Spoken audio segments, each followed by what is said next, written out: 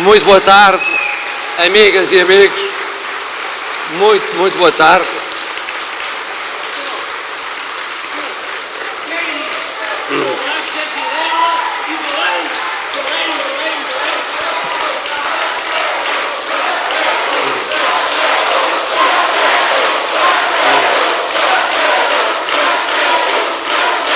Muito obrigado, amigas e amigos. Muito obrigado pela vossa presença aqui hoje, que é muito estimulante, muito acalentadora. A comunicação social falou num comício. A ideia é de ser uma sessão de apresentação pública, mas a vossa adesão, naturalmente, que me emociona muito e me estimula muito para as próximas semanas e os próximos meses.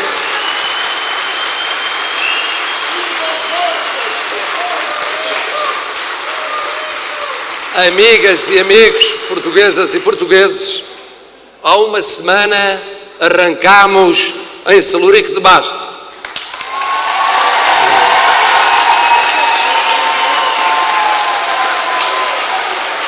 E em Celurico de Basto, por causa das raízes familiares, por causa da memória das gerações que me antecederam, pela herança de amor àquela terra que recebi da minha avó Joaquina e que procurei continuar como Presidente da Assembleia Municipal durante 8 anos, como Dirigente da Misericórdia, da Casa do Povo, agremiado dos Bombeiros, e que não deixo de prosseguir na biblioteca que ajudei a pôr de pé. Uma semana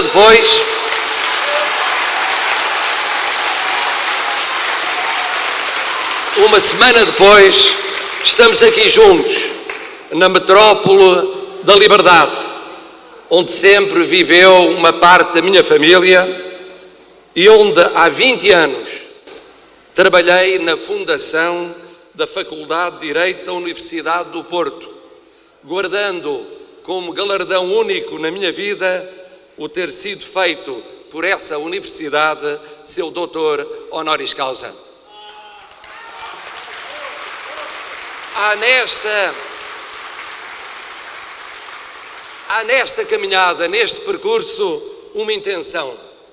Trata-se de um roteiro afetivo, que parte das raízes familiares rurais para a cidade que conjuga os vários nortes que marcaram muita da minha educação de criança e adolescente. Nesses nortes, das terras de Basto a Braga, de Faf a Guimarães, da Póvoa ao Porto, passei, em criança, férias inesquecíveis.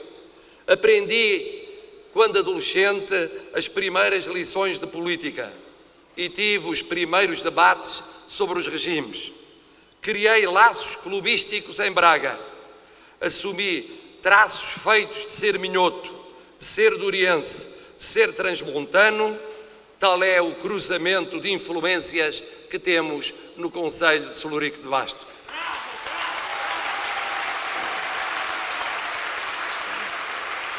Hoje estamos aqui no Porto, numa terra de liberdade, numa terra de democracia, numa terra de solidariedade, numa terra de trabalho, numa terra de iniciativa da sociedade civil e de abertura à Europa e ao mundo. Terra da revolução liberal, da resistência contra absolutismos e ditaduras, irmanando cristãos, liberais, social-democratas, socialistas e comunistas. Terra de Dom António Ferreira Gomes e de Francisco Sá Carneiro. Duas referências decisivas na minha formação. Terra de cultura também, de Agostina a Eugênio de Andrade, de Cisa Vieira a Vasco Graça Moura, da Cooperativa Árvore a Serralves.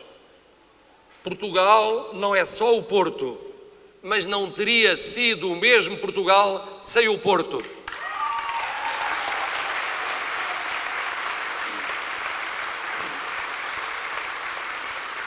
sem a burguesia que, ao dar mundo ao vinho do Porto, antecipou a globalização.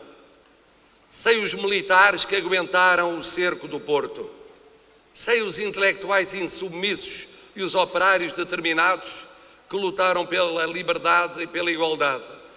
Sem os vultos da Igreja que souberam romper quando se sentiram ameaçados valores essenciais da dignidade humana. É, pois, aqui no Porto que nos reúne hoje a nossa caminhada ao serviço de Portugal. Para vencer,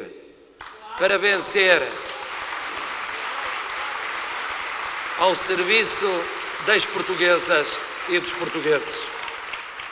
Hoje, para olharmos para os desafios que temos de defrontar e para tornarmos claras as regras da campanha que vamos fazer.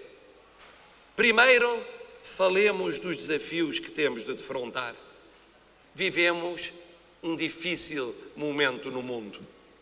O crescimento económico continua muito fraco. As grandes economias emergentes dão sinais de travagem. Da China à Rússia, do Brasil à África do Sul. Os mercados financeiros permanecem inquietos, como se temessem mais dias de compasso de espera. A situação na Síria, no Iraque, na Líbia, no Líbano, não conhece sinais de resolução próxima. O drama dos refugiados interpela a consciência universal e testa a coerência da Europa. As grandes organizações internacionais estão velhas e carecidas de outro fôlego. As velhas e novas desigualdades e explorações estão por resolver. E, no entanto, precisamos de um mundo mais justo e mais humano.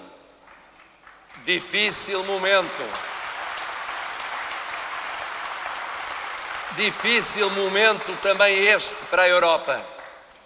O crescimento e o emprego parecem melhorar, mas pouco. A capacidade de prever e de antecipar crises continua baixa. Foi assim com a crise financeira de 2008, foi assim com os refugiados nesta primavera e neste verão. Há tantas vezes na Europa mais egoísmo do que solidariedade. Há com frequência excessiva mais conveniência do que unidade. Há cidadania e pedagogia europeia a menos e confidencialismo e sobranceria a mais. E, no entanto, precisamos de uma Europa que conte no mundo, mais justa e mais humana, como prometeu ser há 60 anos. Vivemos um difícil momento em Portugal. Acabamos de atravessar anos pesados para muitos reformados, muitos jovens, muitas famílias, muitos imigrantes. Anos de coragem, mas de uma coragem sofrida.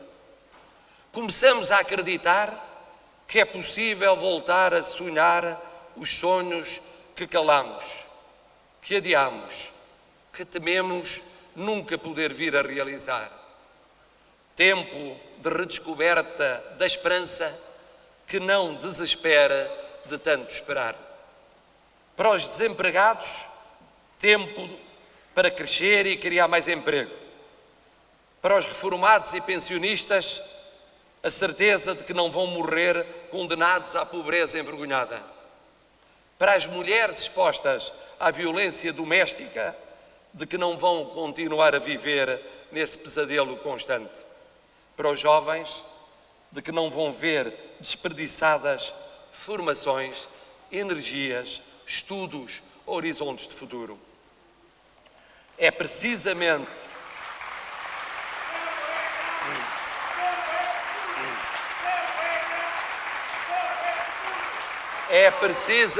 neste momento difícil, no mundo, na Europa e em Portugal, que mais se exige a clareza de posições e de atitudes do Presidente da República.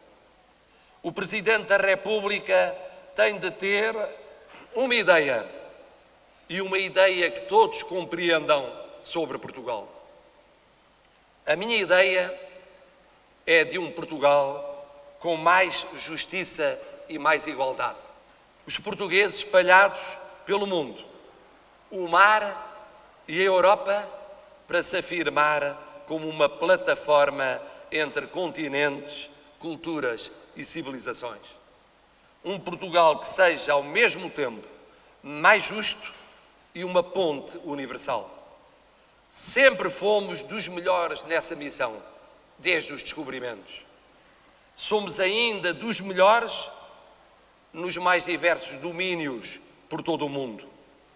Temos uma das histórias como nação mais antigas da Europa. Temos uma das línguas mais faladas no mundo. Temos uma comunidade de Estados que a falam, que se está a abrir a novos espaços. Temos milhões de portuguesas e portugueses por todo o mundo que completam a nossa pertença à Europa. Temos o mar que nos une aos outros e que é uma riqueza que não podemos desperdiçar. Até temos uma capacidade de receber, de integrar, de incluir que poucos têm. O que nos falta então? Falta-nos sermos mais justos e mais igualitários. Falta-nos combater 2.800.000 pobres e mais 1 milhão em risco de pobreza. Falta-nos reduzir as desigualdades e reforçar a justiça social. Não há Portugal, plataforma universal, ou Portugal, ponte entre culturas e civilizações, que possa vingar com mais de 1/4 de portuguesas e portugueses a viverem fechados em guetos, muitos deles de idade avançada e sem perspectivas de mudança de vida. Falta-nos ainda uma educação, uma formação, uma atualização que acompanhem o que há de melhor na Europa e no mundo. Melhorámos muito em 40 anos de democracia e temos imensos exemplos de excelência. Mas precisamos de muitos mais para podermos criar riqueza entre nós e desempenhar o papel de plataforma universal. Para podermos ser o que devemos sonhar ser, é determinante que tenhamos um Estado de Direito, uma vida pública moralizada, uma punição exemplar da corrupção, uma renovação do sistema político, o crescimento da economia e, claro está, termos um sistema educativo que nos permita realizar o nosso futuro. Estas linhas de rumo valem por si e delas vos falarei dentro de dias ou de semanas. Mas elas valem, sobretudo, se servirem para o fundamental: combater a pobreza, limitar o risco de pobreza, corrigir as desigualdades sociais. As democracias mais evoluídas são as socialmente mais homogéneas, com classes médias mais fortes e menores desigualdades entre pessoas, funções e comunidades. Em Portugal, 2016, a justiça social é o desafio dos desafios. Negá-lo ou minimizá-lo é ignorar a realidade e renunciar a construir um Portugal melhor. Falar em Estado Social,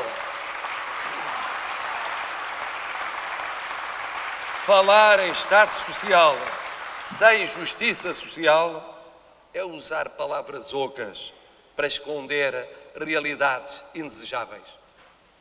Mas para que esta ideia de Portugal possa ser mais do que uma intenção, há condições políticas urgentes que devem constituir prioridades para o Presidente da República. São elas 3. Reaproximar os portugueses, divididos pela crise económica e social e por desilusões e choques políticos, promover os consensos de regime, ajudar a criar condições de governabilidade.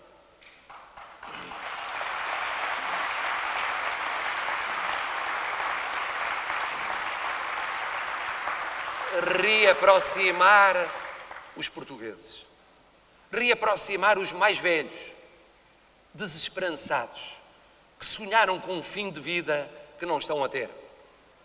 Os mais jovens, frustrados, que sonharam com um começo de vida que lhes está a fugir.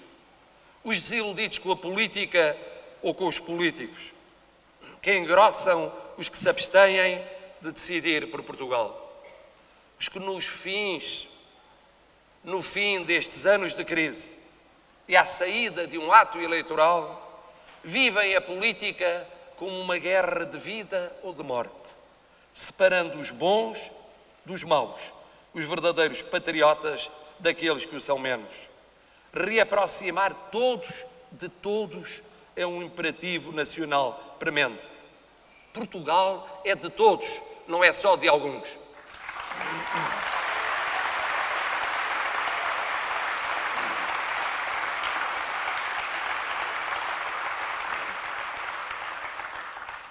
Importa unir os portugueses, sem uniões nacionais, sem violentações pessoais ou sociais, mas com paciência, com proximidade e com afeto.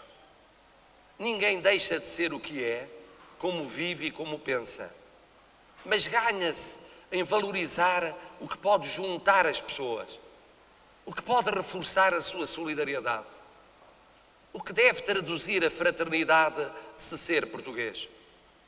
Por muito importante que seja, não pode ser só quando cantamos o nosso hino, ou apoiamos a nossa seleção, ou quando vemos um português celebrado lá fora, ou quando testemunhamos um instante único de alegria na vida nacional, ou quando lemos um grande escritor, ou vemos um grande filme, ou admiramos um monumento do nosso património, ou mesmo quando rimos em uníssono com quem tem o talento de exprimir muito do nosso bom ou mau humor.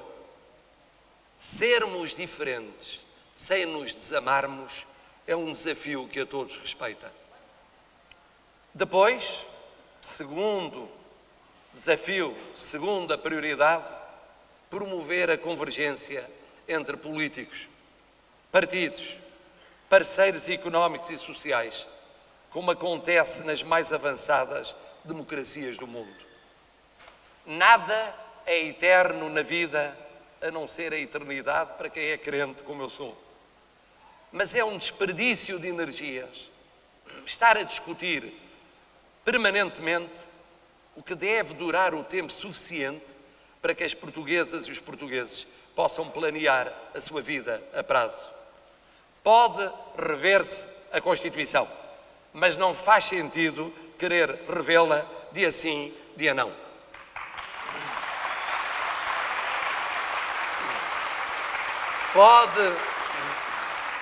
Pode discutir-se a política externa, a política de defesa, a política europeia, mas não faz sentido não haver uma convergência de regime estável acerca de todas elas. Pode mudar-se na educação, na saúde, na segurança social, na justiça, na administração pública, mas não faz sentido, nas grandes linhas, estar a mudar tudo todos os anos ou todos os 4 anos.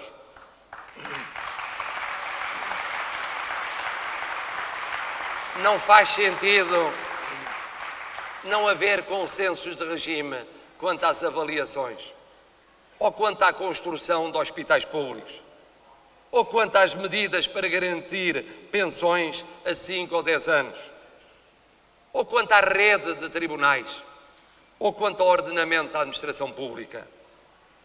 Pode não ser fácil refazer convergências que já existiram e desapareceram, mas é uma das tarefas do próximo Presidente da República.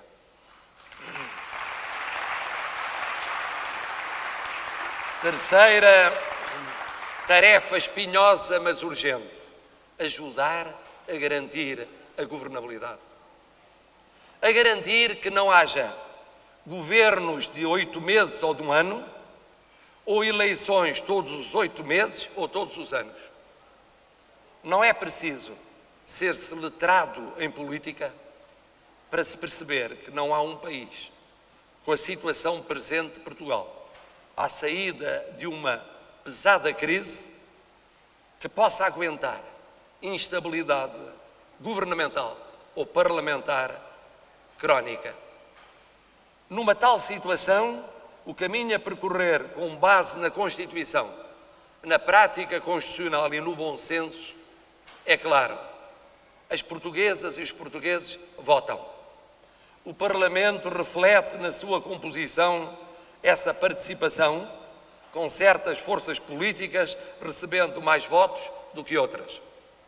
Seguindo a natural ordenação dos votos, o Presidente da República deve procurar a solução mais viável e duradoura, olhando às condições internas e externas da economia da sociedade portuguesa, envolvendo o Orçamento de Estado se a vizinhança da sua aprovação for evidente, porque nenhum país deve poder viver 6, 7, 8 meses sem Orçamento de Estado aprovado.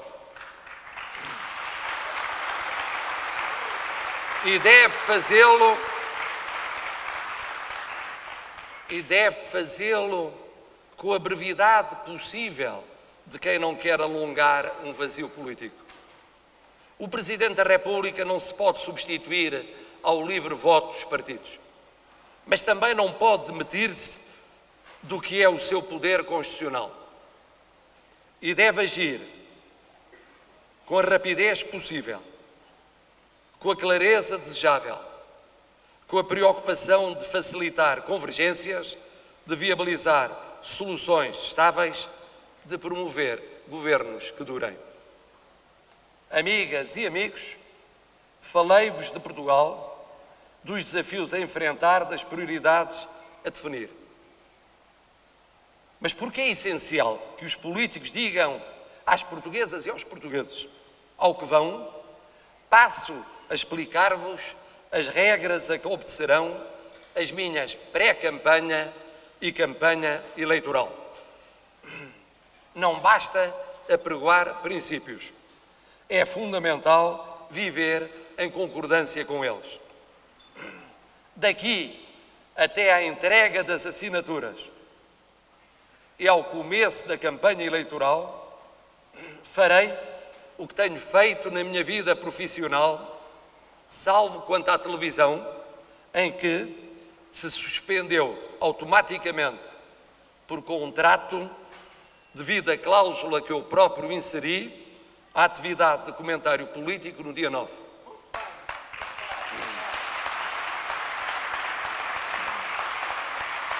Continuarei, portanto, a dar aulas, a integrar provas de mestrado ou doutoramento, a trabalhar na instituição de utilidade pública em que trabalho. Depois, formalizada a candidatura, a lei permite, sem impor, a suspensão de funções. Não usarei a permissão legal sempre que isso seja lesivo para outras pessoas. Por exemplo, não faltarei a provas académicas marcadas e inadiáveis e em que a minha presença possa ser decisiva.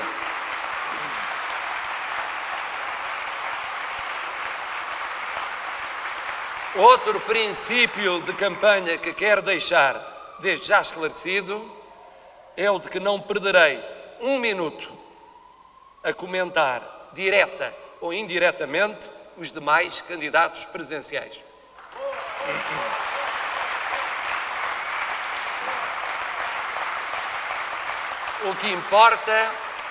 O que importa nestes meses é falar de Portugal e dos problemas das portuguesas e dos portugueses. E é isso, e só isso, que eu farei. Terceiro princípio que seguirei é o de que, depois de conhecidos em dezembro os efetivos candidatos com candidaturas formalizadas, debaterei com todos eles em pé de igualdade. Para mim,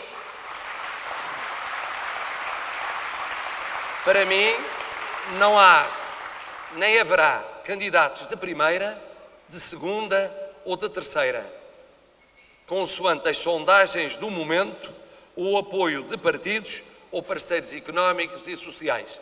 Estarei disponível para frentes a frentes com todos eles.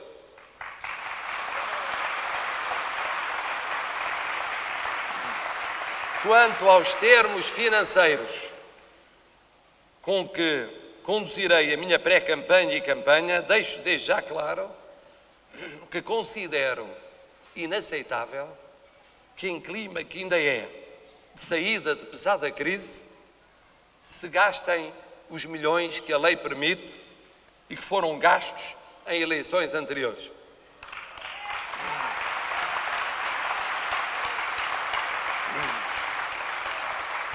Seria uma afronta ao que têm sofrido as portuguesas e os portugueses e uma contradição com aquilo que penso e sempre defendi. Serei também contra o financiamento privado da pré-campanha e da campanha eleitoral, por uma questão de independência.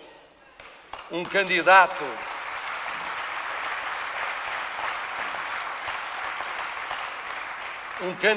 a Presidente da República não pode correr o risco de ficar a dever a financiadores privados o que eles possam pensar ser um favor a pagar no futuro.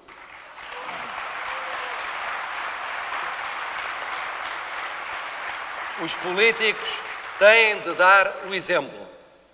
Por isso, a minha pré-campanha e campanha será muito contida em custos. Não haverá cartazes, pendões, ofertas, carros de som, nem sequer bandeira e hino de campanha. O hino e a bandeira sempre presentes serão apenas o hino e a bandeira de Portugal.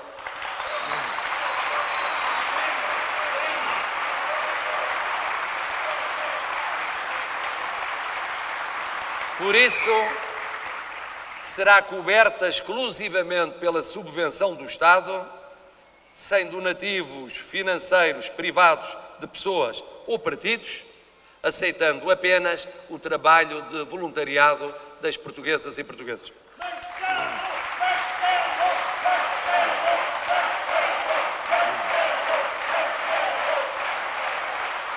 Por isso, não haverá empresas de imagem ou de marketing, nem de estudos de mercado, nem comissões de honra ou de candidatura. Ouso modestamente pensar que não faz sentido distinguir nos que venham apoiar-me, e são já tantos desde o dia 9, entre cidadãos de honra e cidadãos comuns. São todos iguais no voto, devem ser todos iguais no apoio.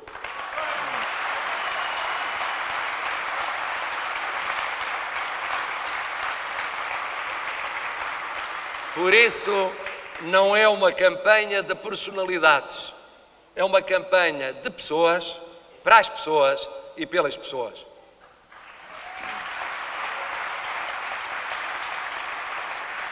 Mas, para além destes princípios de pré-campanha e de campanha eleitoral, há uma questão que é bom que fique esclarecida desde já, sem margem para dúvidas.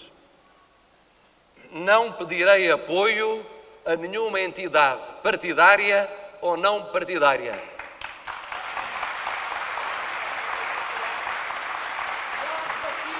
E não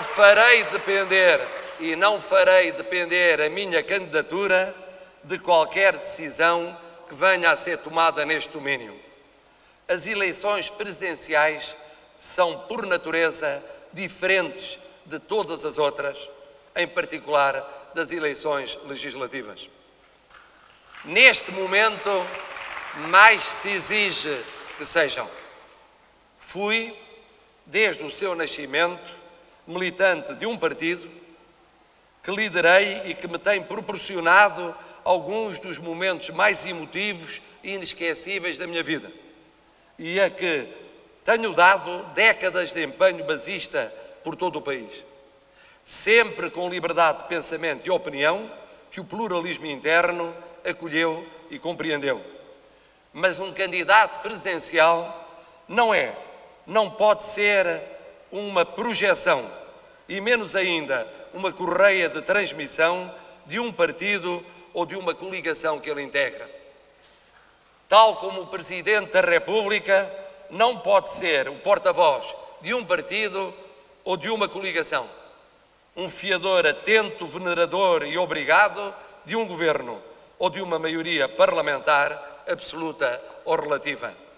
Pode e deve ser um garante de conhecimento da Constituição e da sua aplicação, de estabilidade institucional, de ponte e de diálogo entre partidos e parceiros sociais, de abertura aos portugueses, de autoridade que seja democrática. Não serei nem candidato, nem presidente de metade do país contra outra metade. E comigo as presidenciais não serão nem uma segunda volta das legislativas ou do governo delas saído, nem a busca de uma muleta para alcançar o que não foi obtido nas legislativas ou no governo. Outros pensarão de forma diferente, é assim que eu penso e que eu acho.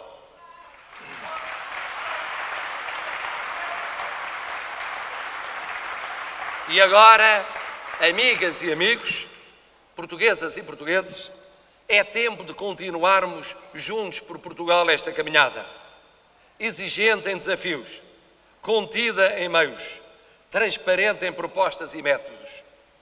Temos serenamente de reaproximar as pessoas, de criar condições para convergências, de assegurar a governabilidade a Portugal, com ambição, porque merecemos, como cidadãos, mais e melhor. E a nossa pátria, como pátria de gente livre e soberana, merece mais e melhor.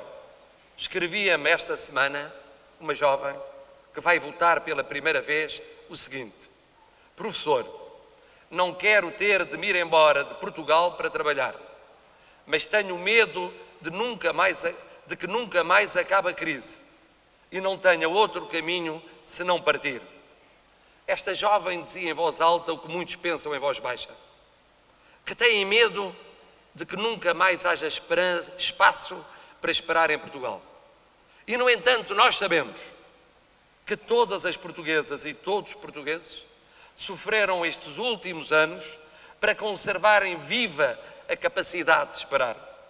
Nós sabemos que os próximos 5 anos serão cruciais para confirmar a esperança e enterrar a sombra da crise. O Presidente da República terá de ser um exemplo constante de disponibilidade, de afeto, de proximidade, de presença, para que a esperança não desespere no coração de todos e de cada um dos portugueses. Portuguesas e portugueses, eu não me candidato apenas para disputar a vitória e vencer a eleição. Candidato-me para muito mais do que isso. Candidato-me para que se renove a esperança em Portugal. Contam comigo para estes 5 anos de renovada esperança. E quanto mais cedo partirmos, mais longe iremos na nossa jornada, unindo os portugueses juntos por Portugal.